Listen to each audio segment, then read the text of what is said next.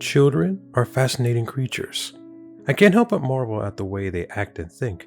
Their minds are molded so easily, so effortlessly, like the softest of dough and the strongest of hands. I worry that I will never understand this child, though, and how she thought. These things drifted through my head as I examined the dimly lit room. The doors and windows were taped off with crime scene ribbons, the sticky mess on the floor being sampled by the forensics team. The sight before me was grisly. What was once an 8-year-old lay on the ground. One wouldn't be able to tell what she was just by looking.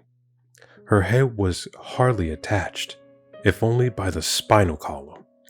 It lollied grotesquely to the side, the syrup liquid coagulated after all these hours. One eye was missing from the skull and sitting a few feet away. There was a gap between where her stomach used to be, as if bitten through by a beast. Innards lay stewed about her, like a party popper on New Year's. Ghastly slash marks adorned her tiny wrist and hands and fingers, crusted with blood and shredded body tissue, most likely from who or what was after her. Clearly something wanted her dead. Her parents were in similar conditions, a mother, a father, and a grandmother, all stewed about the living room. The place was a bloodbath. It made my stomach turn. It was clear that there was a struggle. Toys, dolls, puppets, blocks were flung about the place, as well as magazines and broken glass. The living room looked like nightmare fuel. I gagged at the smell of blood and insides. They had been at least 3 days old. It was becoming too much. Dizzily, I turned and walked away from the scene. Perhaps somewhere else in the house would be easier to stomach. I found myself upstairs once my days passed. From the look of it, it was a child's room. No sign of a struggle here. All was peaceful and everything was in place. Except one thing. A notebook. A little school notebook lay open on the floor. I plucked it from the ground, turned it over to my hand. I nearly dropped it out of shock. Crusty blood lettering covered it. Symbols, signals, and signs. A face was scrawled on the paper on almost every page. A stitched up, twisted face. The eyes were blacked out with tiny lines through them, like buttons. It looked familiar, but I couldn't place it. A small piece of paper fluttered out of the page and landed on the floor. I kneeled and picked it up. Don't you fear, my child. I'll keep the ghouls away. I'll keep you safe at night. I'll be your friend by day. But when it comes to friends, I have very few. So please don't leave me, darling, or my heart will be torn in two. This didn't seem quite right. I turned the paper over and read the back. Madame Zoe's Worry Dolls. Your friend till the end. How strange. I paged through the book again, starting at the beginning. It looked like a normal diary. Little things were written about friends at school, conflicts with parents, though one thing caught my eye. Grandma got a doll for my birthday. It's nice, I guess, but scary. Mom said I couldn't give it away. I don't want it, though. A few pages later was a similar entry. I keep Grandma's doll in the drawer. I don't like its eyes. It stares at me at night, and it's creepy. There were several more like this. The doll watches me wherever I go now. Its head turns. None of my other toys have come to life before. It's weird, but neat. I named my doll Aggie. She's not so bad. She just told me today that we were going to be best friends. Aggie doesn't like my mom and dad or grandma. I don't know why. Maybe because they think I play with her too much. The entries became more and more disturbing as I kept reading. Angie made me mad today. She called my mom bad things. She wouldn't stop talking, so I ripped out her eye. She didn't like that. I said sorry later. Angie is my best friend. I love Angie. I hate my parents. Help. After the last entry, there was nothing but scribbles and symbols. A chill struck my spine. I felt acid or vomit rises in my throat.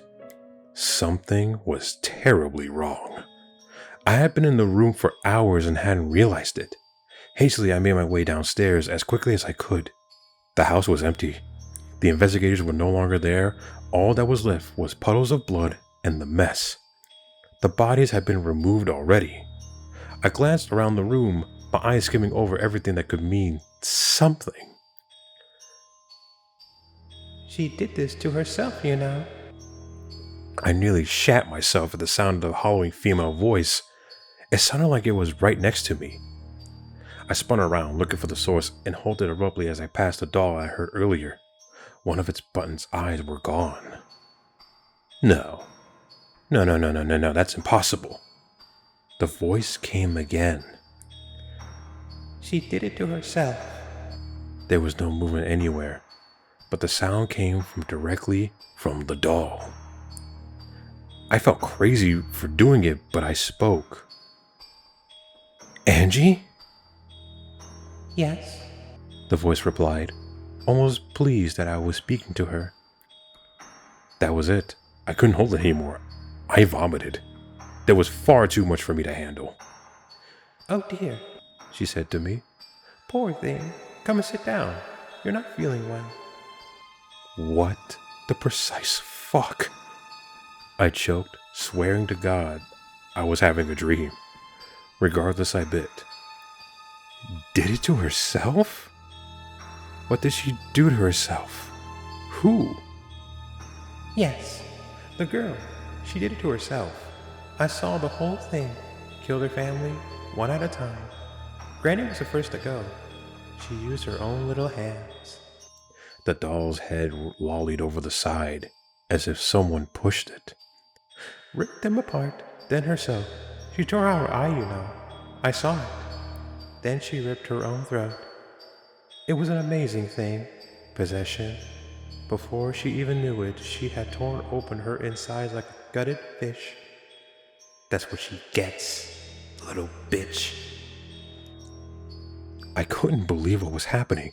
I was being spoken to by a freaking puppet, a doll, a toy. It was talking and moving. The fucking plaything just described to me a terrible murder. It was horrifying, but alluring. I had to be crazy. I had to be. But I moved closer to listen and to ask. Why? I said, eyes furrowing in confusion. The doll simply shook her head. Shh. Don't ask. It'll be okay. A rush of hot air filled my head. My mind was suddenly blank. My eyes were drooping and tired. I was losing control. My hands suddenly lifted and made their way in front of my shirt, fingers gripping at my flesh. It hurt, but I didn't want to stop. Don't tell my secret, Angie whispers to me. All I did was nod. My nails began digging into my skin. Blood began trickling, appearing through my shirt. Within seconds, my fingers were embedded in my flesh, the first two knuckles sinking the warmth. It hurts. It hurts. I was on fire. No, I started, unable to control my movement. No! My flesh was tearing, the muscles rending in two. She had me. She had me completely as I felt the pressure of my organs pressed against the muscles and membrane. That was it. I couldn't stop.